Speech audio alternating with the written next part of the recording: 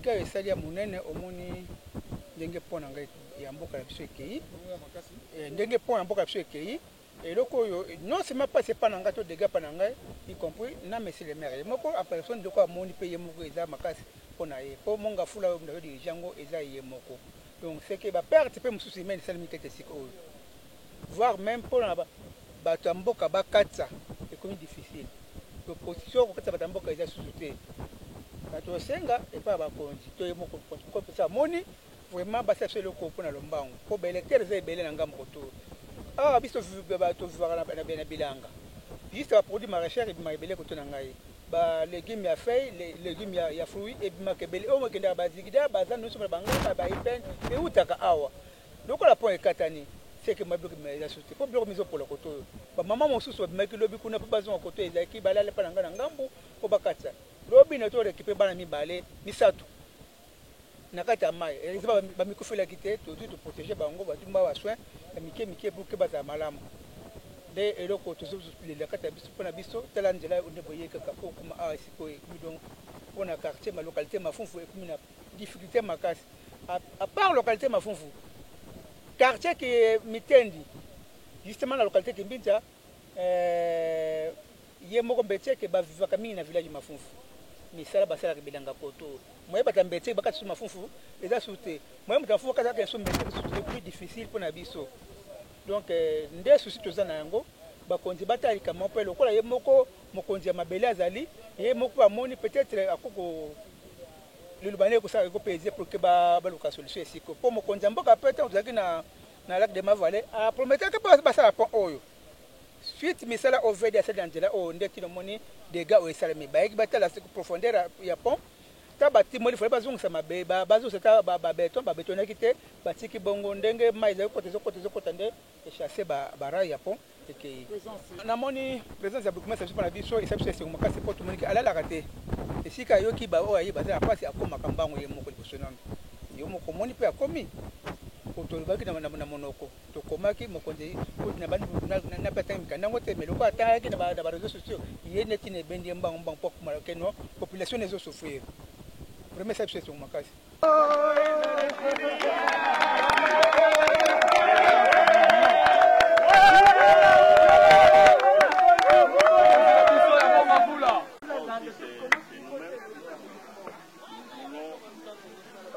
barrer la route à la nature. C'est vraiment la nature. Oui, parce que même ceux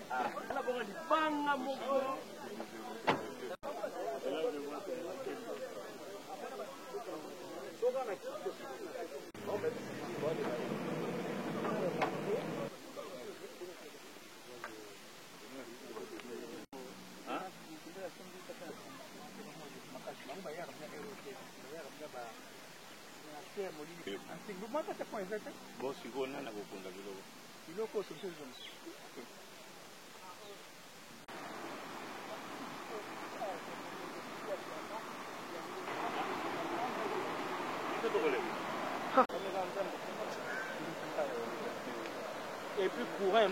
Je pense que c'est la désolation. Vous savez que nous avions connu des pluies diluviennes du 4 au 5 de ce mois. Et nous nous sommes dit qu'il fallait être sur terrain à temps plein. On a été dans plusieurs coins, mais cet axe ici, nous n'avons pas pu la visiter parce qu'il y a eu inondation au niveau de la gare de Kimwenza. Et aujourd'hui, nous avons pu visiter la régie des eaux. Les travaux ont bel et bien commencé. D'ici là, la population aura de l'eau. Et nous sommes venus ici voir le pont qui est parti, emporté par les eaux. Donc, c'est un casse-tête pour nous. C'est pourquoi je lance un SOS à notre très cher gouverneur de la ville de Kinshasa et aussi à la première ministre de ce pays, Maman Souminois, et pourquoi pas à son Excellence, Monsieur le Président de la République, Félix Antoine Tshisekedi. Les légumes que nous consommons souvent au centre-ville et nous retrouvons au niveau de Gambela et puis au niveau de Ziguida, ces légumes proviennent de ces coins ici. Alors imaginez un pont qui est emporté et qui doit prendre du temps, ça risque de créer des situations difficiles au niveau du centre-ville. C'est pourquoi il y a urgence. Si on doit jeter un pont ici pour faciliter nos mamans maraîchères, nos usagers, et les fermiers qui sont ici pour qu'ils puissent approvisionner le centre-ville, je pense que ça sera bon pour toute la ville de Kinshasa.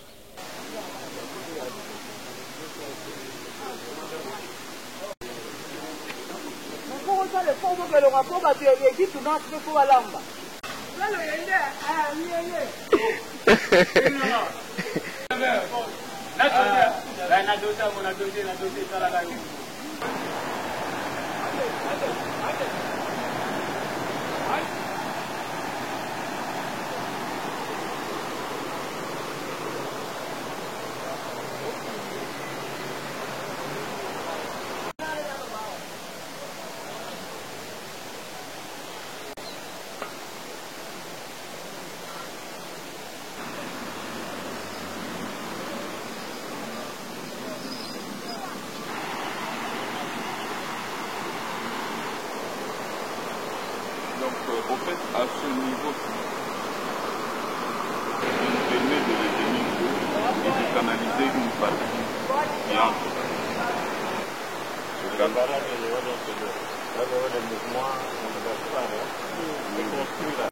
Tozali nakobana na kombo na ngai Gilesi Malala Emmanuel. Nazali chef coutumier ya village Mayala Maimbimi. Awa toza précisément na localité Imbimi oyo na kati ya village Mayala. Place tozao libulo yo ici est daté. Et ça depuis 2018. Tobundi libula liboso ezaki kuna. Tomeki kokanga et dévier et bimisi oyo eza na gauche na biso. Tomeki eyoko bimisa mususu na likolo. Tomeki nde oyo tokoki lisusu sute. Tosengi sikoyo secours ya gouvernement provincial. Poza na ba département oyo toyebi mpona ba développement rural apesa bato wana makoki oyo esengeli ya maboko lisusu te tosepeli. Me ndenge ye biso toya bachef tolobaka na badage azala mwamba nguba te, azala mwamba ya musaka. Donc ndenge ye boye soki azongi akende oyanduka, puisque mwamba ya nguba soki ezongi ata moye ye etikala kaka bongo. Me mwamba musaka soki moye ye eshufaka. Donc ye azala mwamba ya nguba te. So tozomona bazoleka partout. Ezala monotonité ba yeba leki na bango batali après etikali nango bongo. Ezopesa pe soni. Ndenge tozozo pont mosusu ebukani na route nzolantima. Po ato na route Mbenkana. Na route nzolantima kokende vers Njili Brasserie. Nzela oba zosala ya 4 bandes. Ezana pont mosusu ba Belge basala ezali pe yakobukana. Ona koyi kobakisa. Oyo ezali tukolobani. Tozo guérir. Lokola ba dégâts si esalami to guérir. Mais to sala makasi to koma na système ya prévention. So to bandi ko prévenir et ko zalaka malamu. Tozo ngisa mokili ndenge ezalaki kala. S'il faut ba cantonnier, s'il faut lokola mokili comme moderne, to ko zo ba nani. Et ko zala mieux. Parce que aza mokonzi munene na ba service na ye ameka ko zoka contrôle ya ba morcellement illicite zo salama, puisque on a causé une affaire foncière. Vu ya ba morcellement illicite toza na service ya urbanisme et habitat nyonso eza pa na ye nde patron na commune. Mais comment bato bakoma kohabite sans que baurbaniser? Ozomona te que eza cause omutu aza na numéro cadastral. Est-ce que cadastral patron mabele eza service technique mutu kebebi yaka bon c'est un service le patron parce que yenda za lisu ya intérieur ministre de l'intérieur misu na yeza ba gouverneur misu na bango oyo tozangisi bato mayele bayebi na lobi nini naki na loba nini.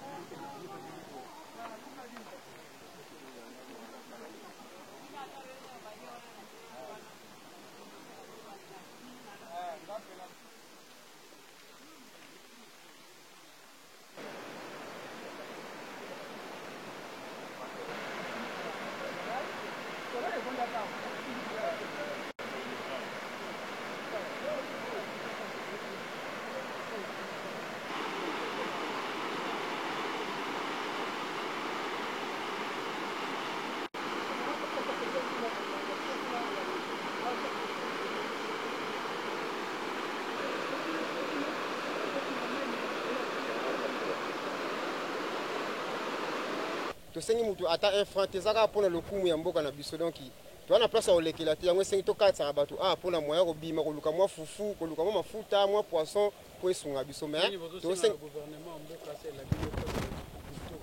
tosengi gouvernement ya kosunga biso mpo toza na mutu mosusu tokolela te soki atiki biso boye tokokatisa te toza na ekole monene likolo boye bana moya bakatisa na minute eza te chance toza na congé ya pake ekuti bana babima ya congé donc bana bazonga boye ezosenga déjà fa tozwa solution mpona place mpo bazwa moya kokatisa mpona pont so bato baye te toyebi te bana tokokatisa bona moye donc tokomosenga fo toyomema bona mikongo apo baa bana mike tomemi bona mikongo tokati bango mpo bazwa moya kotanga soki te moya mosusu ekozala biso te kombo na ngai ndeko yaniki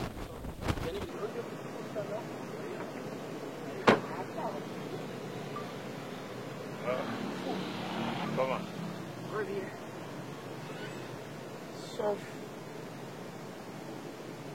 place tubadwana mona este na bambulu ebeti badigo esala mi par-ci par-là na république ya Congo démocratique donc sauf place C'est là et bébé.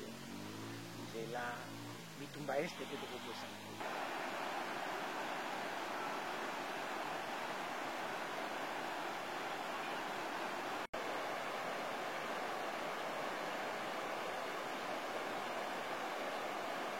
Donc on a eu à contourner. Voilà.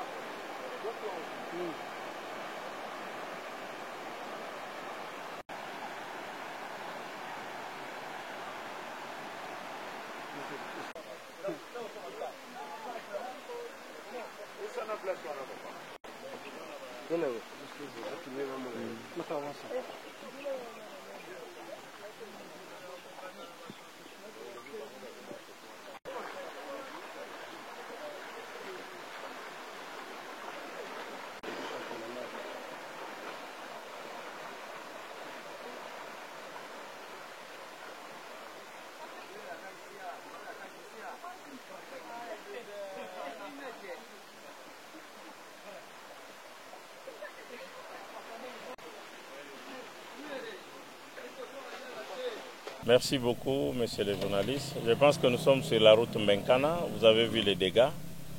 Et le chef coutumier a parlé. Le chef coutumier étant gardien du sol, je pense que s'il faut aller aussi en lingala pour permettre la bonne compréhension. Oui, donc nos chefs coutumiers, quand ils font des actes de cession, je pense avant de commencer à distribuer des terres, ils doivent d'abord écrire au bourgmestre. Comme ça, les bourgmestres pourraient envoyer les services techniques pour évaluer et nous faire rapport et mettre notre avis s'il est favorable ou pas. Ils le font et quand nous venons, c'est déjà les cadastres, c'est déjà ceci, ça pose problème. Donc, nalingana lo baboye, ozali na mabele, kopesa nanu batute, pour être service technique nanu ekotite. Mais komela bourgmestre oyebise ete ngai nazali na ba hectare boye, nalingi ekoma balupango. De bourgmestre ko orienté na ba service na ye bakoka kosunga yo nini oko kosala po ete mabele oyo ezalaki soit bilanga soit zamba esika nini oko kokende mikanda nini oko kozwa po ete nyonso esalama na banorme batrace babalabala snela kota régie des oies kota coutumier bango babandi deja kopesa mabele eke bato babandi kosala misala bango moko ezali kopesa pasi na l'état congolais. Yango tozosenga ba groupement, ba chef de groupement bazali bakonzi minene. Bango pe ba chef coutumier bazali ba chef de village, bazali pe bakonzi bazali okamba ba village. Bazali bato bapesaka ba rapport journalier na ba groupement na bango ya maimanso mazali koleka bisika bango bavandi. Groupement komatsa yango epai na biso ya commune. Kotambola bongo ezali ko sécuriser population oyo bango bazali kokama na ba entité na bango. Kasi soki basali yango sans tenir compte ya mibeko ya l'État, nde tozali to kweya na ba mbeba oyo. Nakanisi moto na moto bepa ezali abendami matoi po ete azonga na molongo po to accompagner tata mokonzi ya mboka. Merci beaucoup.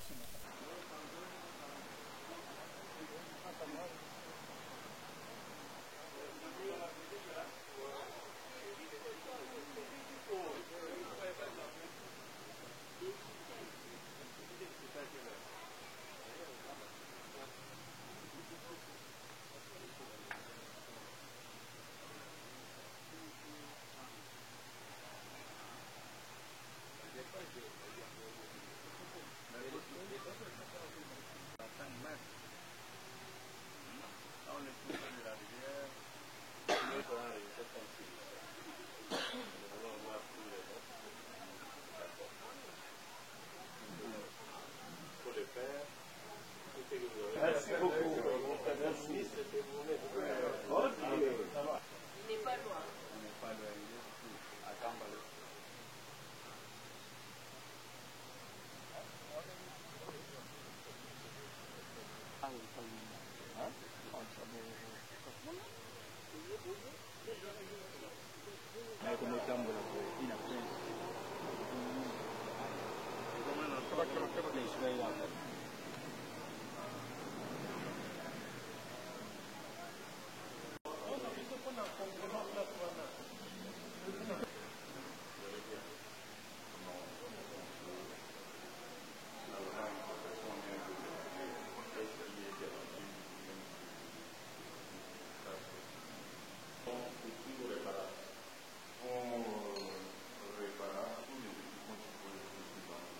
L'eau est arrivée à passer par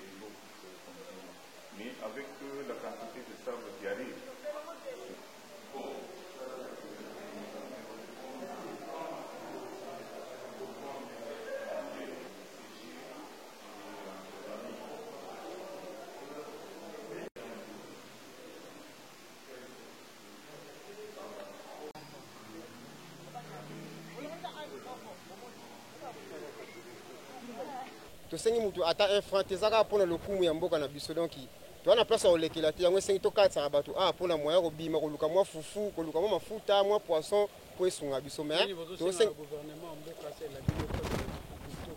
tosengi gouvernement ya kosunga biso mpo toza na mutu mosusu tokolela te soki atiki biso boye tokokatisa te toza na ekole monene likolo boye bana moye bakatisa na minute eza te chance toza na congé ya pake ekuti bana babima ya congé donc to bana bazonga boye ezosenga déjà faye tozwa solution mpona place mpo bazwa moya kokatisa mpona pont so bato baye te toyebi te bana tokokatisa bona moye donc tokomosenga fo toyomema bona mikongo apo baa bana mike tobemi bona mikongo tokati bango mpo bazwa moya kotanga soki te moya mosusu ekozala biso te kombo na ngai ndeko Yannick.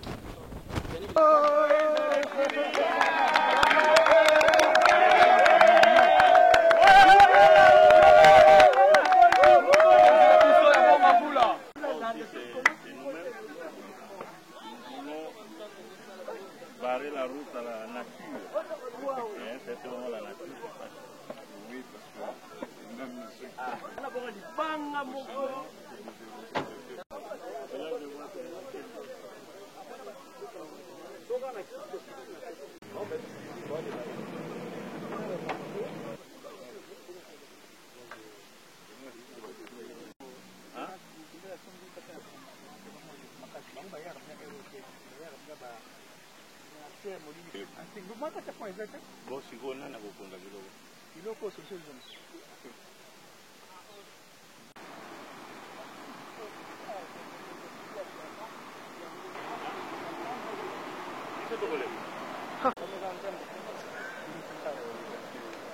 et puis courant maillot. Africa cool, et abena cool, ouais. Africa cool, abena cool, le quoi cool matopi. Après toujours,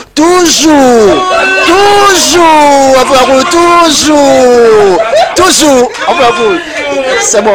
Et ça chaîne est bien, et puis vous êtes très rapide. Et ça très rapide, et ça chaîne mon co, bah quoi ça a bien confiance. En tout cas, nazo senga na bato oyo nanu ba souscrire te bazwa. Donc, eza vraiment neti oyo balobaka ke boka lelo, lamba lelo, lia lelo. Vous voulez le Congo?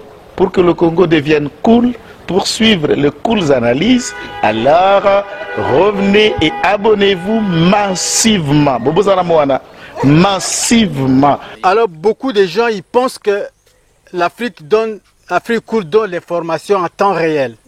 Mais je ne crois pas cela. C'est-à-dire l'Afrique cool donne l'information en temps réel et en temps chirurgical. Si tu ne suis pas, tu as la crise cardiaque.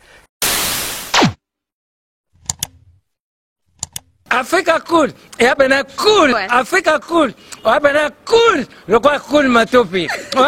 Après toujours, après